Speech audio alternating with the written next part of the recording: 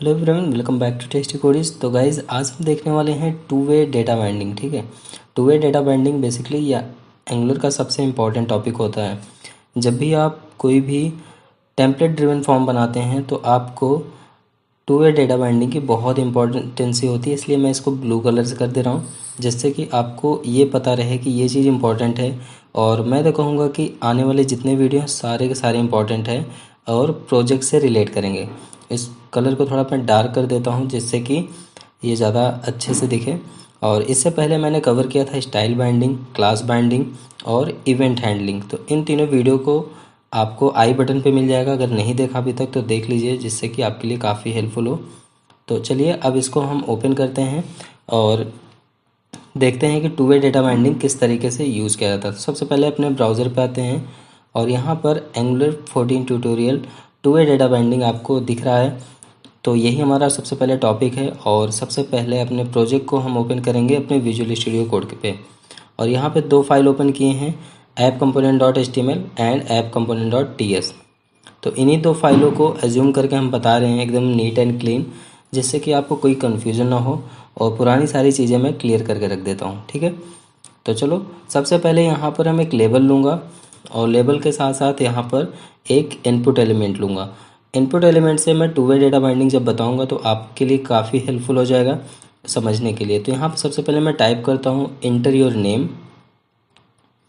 Colon करूँगा और यहाँ पे इनपुट एलिमेंट हिट करूँगा। ठीक है, तो यहाँ पर अगर आपके पास अच्छे एक्सटेंशंस होंगे तो जैसे ही इनपुट मैं लिख रहा हूँ देखो इनपुट टैग ऑटोमेटिकली क्रिएट हो जा रहा है। ये एक तरीके का बॉयलर प्लेट कोड होता है। आप लोग के पास एक्सटेंशन अच्छा होगा तो आप भी यूज़ कर सकते हैं। और यहाँ मैं BR टैग लगाया ब्रेक लाइन के लिए। सेकंड मैं यहाँ लिखूँगा योर नेम इज़। ठीक है, और इसको मैं बेसिकली मैं H1 टैग में पास कर देता हूँ तो यहाँ पर ज़्यादा अच्छा लगेगा, क्योंकि H1 टैग में एटलीस्ट दिखेगा कि हम क्या कर रहे हैं। ठीक है, तो यहाँ पे सबसे पहले आता हूँ और टाइप करता हूँ H1। बेसिकली एक तरीके का एलिमेंट होता है H1, हेडिंग फर्स्ट एलिमेंट। आपने HTML टैग पढ़ा होगा तो उसमें देखा होगा। और अभी ये बेसिकली एरर इसलिए आ रहा है क्योंकि मैंने डबल करली ब्रैकेट ओपन एंड क्लोज किया हूँ। ये इंटरपोलेशन का सिंबल होता है और आपने पिछले वीडियो में देखा होगा सेकंड या थर्ड क्लास में। ठीक है, तो इसको मैं रिमूव कर देता हूँ। अभी सिर्फ आउटपुट दिखाता हूँ इसका कैसा दिख रहा है। तो ये रहा इंटर योर नेम और एक बहुत अच्छा सा इनपुट बॉक्स है और इस इनपुट बॉक्स में हम जो भी वर्ड टाइप करेंगे वो नीचे ऑन टाइम पे दिखेगा with the help of two way data binding. और मैं आपको बता दूं two way data binding basically use होता है बनाना ब्रैकेट के साथ। और बनाना ब्रैकेट यूज़ कर लिखने का सिंटैक्स होता है स्क्वायर ब्रैकेट और अंदर उसके पैरेंथेसिस। ठीक है, इसीलिए इसको बोलते हैं टू वे डेटा बाइंडिंग। ये दोनों तरफ की बाइंडिंग, दोनों तरफ की प्रॉपर्टी को सेम टाइम पे सिंक्रोनाइज करता है और सिंक्रोनाइज करने के बाद सेम टाइम पे ये आउटपुट देता है। अभी तो मैंने यहाँ पे टाइप किया आशीष, पर यहाँ पे कोई भी आउटपुट मुझे नहीं दिखा। तो चलो अभी तो मैंने यूज़ भी नहीं किया, तो इसके लिए मैं एक नोटपैड ओपन करता हूँ। पहले बता देता हूँ इसका स्टेप क्या होता है। Two way data binding use करने के लिए सबसे पहले तो आपको अपने प्रोजेक्ट में आना है और प्रोजेक्ट में app.module.ts नाम की एक फ़ाइल होती है। अगर आपको नहीं मिलती है तो SRC के अंदर जाना। SRC के अंदर सबसे लास्ट में app.module.ts वाली फ़ाइल आपको दिखेगी और इस फाइल में जाने के बाद आपको एक लाइब्रेरी इंपोर्ट करनी है जिसका नाम है फॉर्म्स मॉड्यूल। तो मैं इसको यहाँ टाइप कर दे रहा हूँ। फॉर्म्स मॉड्यूल को आपको इंपोर्ट करना है और अभी इसको प्रैक्टिकल करके दिखाता हूँ। वैसे तो मैं प्रोजेक्ट में ऑलरेडी इंस्टॉल करने के बाद इसे यूज़ कर लेता हूँ तुरंत में।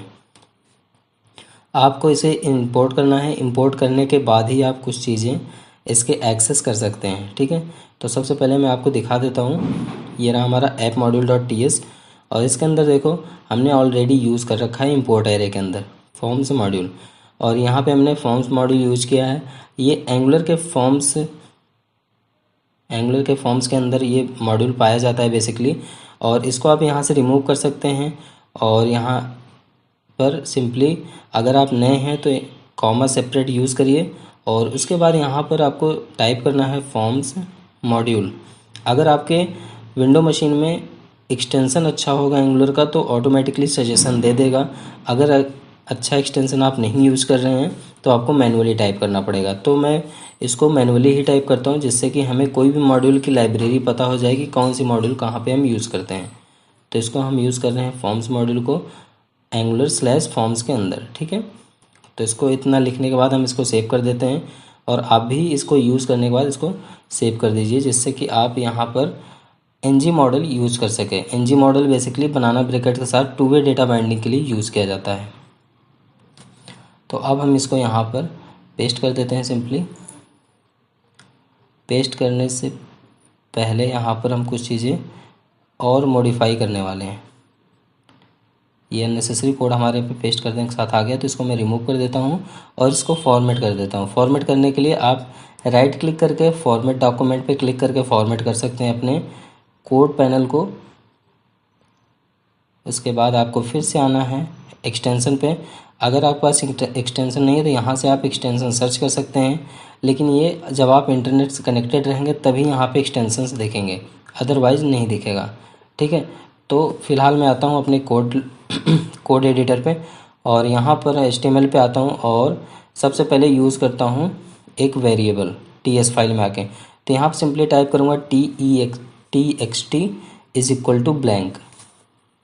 यहाँ पे मैं ब्लैंक एक स्ट्रिंग वैल्यू इनिशियलाइज कर रहा हूँ, बाय डिफ़ॉल्ट नल रहेगा, और इसी पे मैं वैल्यू को एनजी मॉडल के थ्रू बाइंड करूँगा। तो मैं यहाँ बनाना ब्रैकेट यूज़ कर रहा हूँ, स्क्वायर ब्रैकेट लिखा, फिर पैरेंथेसिस लिखा, और इसके अंदर मैं टाइप कर रहा हूँ एनजी मॉडल। और हाँ, ये एंगुलर 14 का लेटेस्ट टेक्नोलॉजी है कि HTML पे एरर देता है। देखो मैं सिंपली जानबूझ के यहाँ पे एरर कर रहा हूँ, एनजी मॉड्यूल लिख रहा हूँ, तो एनजी मॉड्यूल पे बता रहा है can't bind NG module since is not known property of input. मतलब इनपुट टैग की ये प्रॉपर्टी समझ नहीं पा रहा है कि एनजी मॉड्यूल क्या है, जबकि होता है एनजी मॉडल, ठीक है। तो ये एरर अब बताने लगा है एंगुलर 14 में, तो इसलिए कोशिश करो कि एंगुलर 14 में ही सारा ट्यूटोरियल कवर करो, ठीक है। तो मैं इसको हटा देता हूँ। देखो इसको हटाने के बाद भी अभी एरर दे रहा है प्रॉपरली, ठीक है। Can't bind to NG module since isn't known as property. तो जब तक इसको नॉन प्रॉपर्टी नहीं मिलेगी तब तक ये प्रॉपरली ऐसे एरर देता रहेगा। तो अपन क्या करते हैं, इसको पहले तो इंटरपोलेशन यहाँ पे यूज़ कर लेते हैं जो नीचे एरर दे रहा है। अब इसको क्लोज करके एनजी मॉडल लिखते हैं। देखो सारे एरर जा चुके हैं और हमारा प्रॉपरली कोड क्लियर हो चुका है, ठीक है। अब इसका हम आउटपुट देखते हैं कि इसका आउटपुट क्या आ रहा है। तो यहाँ पे इनपुट टैग यूज़ करने के बाद आपको सिंपली एनजी मॉडल यूज़ कर लेना है। एनजी मॉडल यूज़ करने के बाद आपको TS में आना है, इसकी फ़ाइल को भी सेव कर देना है, HTML की फ़ाइल को सेव कर देना है, और HTML की फ़ाइल सेव करने के बाद सारी फाइलें सेव करने के बाद आपको ब्राउज़र पे आना है। मैं टाइप करता हूँ आशीष। देखो सेम टाइम पे आउटपुट अब आने लगा। तो एनजी मॉड्यूल के थ्रू हम टू वे डेटा बाइंडिंग बहुत इजी तरीके से कर सकते हैं, इंस्टेंस डेटा दिखा सकते हैं, ठीक है। तो ये बहुत ईजी है, बहुत सिंपल है, बहुत ज़्यादा इसमें टाइम टेकन वाला टॉपिक नहीं था, तो इसलिए मैं इसको आज के वीडियो में कवर कर दिया। तो बस आज के वीडियो में इतना ही है। बाकी आने वाले जितने टॉपिक्स हैं सारे इम्पॉर्टेंट हैं। आने वाला टॉपिक कंडीशन स्टेटमेंट पे होने वाला है।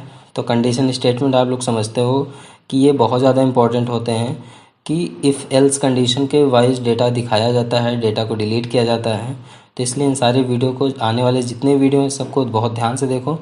तो आज के लिए बस इतना ही, मिलते हैं नेक्स्ट वीडियो में कंडीशन स्टेटमेंट के साथ। तब तक के लिए bye bye, keep practice, keep coding, take care.